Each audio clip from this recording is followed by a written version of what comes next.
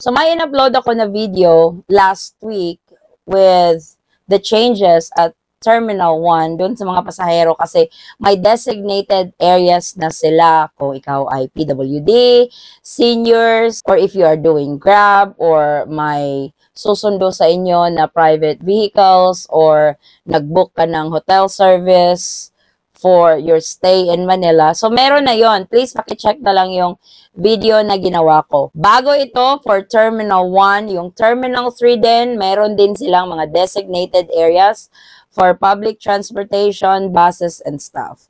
If you guys want to know more about the details, kung aling bay ba dapat kayo mag-antay sa mga susundo sa inyo, andun po yun sa mga videos na in-upload natin, particularly for Terminal 1 and Terminal 3. So, pakicheck na lang po.